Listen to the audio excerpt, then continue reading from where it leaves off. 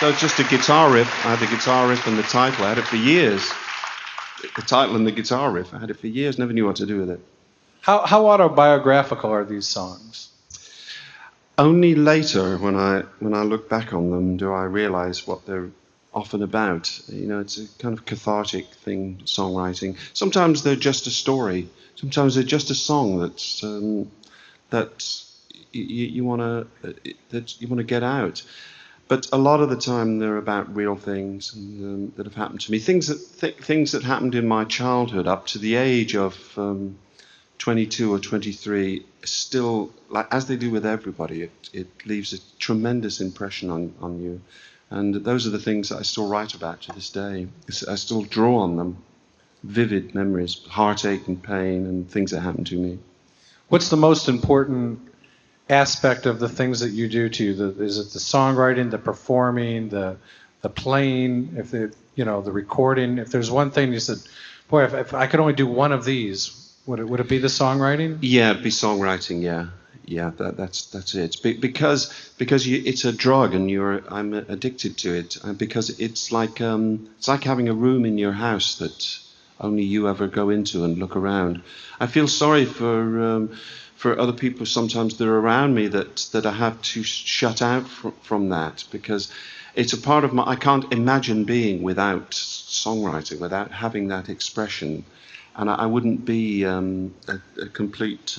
I don't think I'd be a complete person without it. That's a desperately sad thing to say. Psychiatrists would have a field day with it, but it's the truth, really, and I'm kind of stuck with it. But it's a world of imagination that sets me free.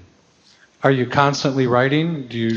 Well, I've always got bits of songs. I've always got something in the bottom drawer. If there was a session tomorrow, I'd have a song. I could do it tonight. Or I could finish a few bits. You just actually finished some same sessions. Time tomorrow then, yeah. Did you ever get to hang with Timothy Leary? Oh, all the time, yeah. Lots and lots of times. I went to it. Me, Mike and Ray were very bold in 1968 to go to his ranch where he had a commune just outside Los Angeles. We did this sort of free love-in thing in the Elysian Park in Los Angeles, and he came down to meet us. He'd heard this song, and which we'd recorded actually for Days of Future Past, but didn't use it on that. It was on Lost Chord, and so it was called Legend of a Mind. And he came down and met us there and played tambourine, and he was lovely, like he's a mischievous Irishman, he was. And then he said, "Do you want to come up and spend?" We weren't doing anything for a few days. "Do you want to spend some time at the commune?" And three of us plucked up courage and said, "Yeah, we went." And I was never even offered acid. Never even offered. We just had a lovely time and sitting around the fire, stories, and it was beautiful, actually. Beautiful. He was. He never had a real job either, did he? No, well, I don't know. I don't know. He just had his little vat that he used to stir. Well, he was a professor, wasn't he? A Harvard professor.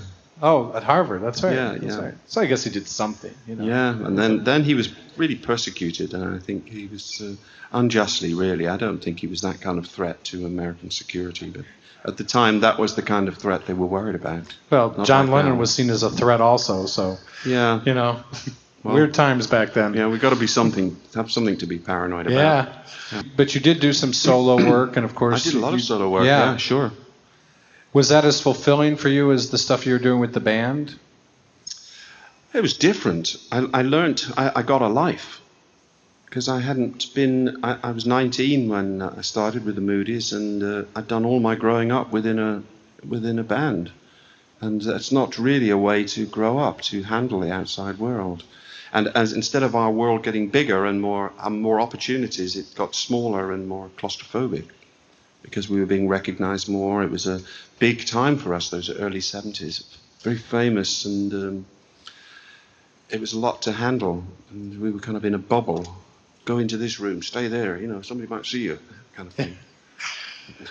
Well, and you were totally isolated from the real world because everybody was taking care of you on a platter. That's right, yeah, private planes, sure, and all that kind of stuff. It sounds like you should envy it. Sounds great, doesn't it? Yeah, right. I'm feeling bad for you already. Yeah.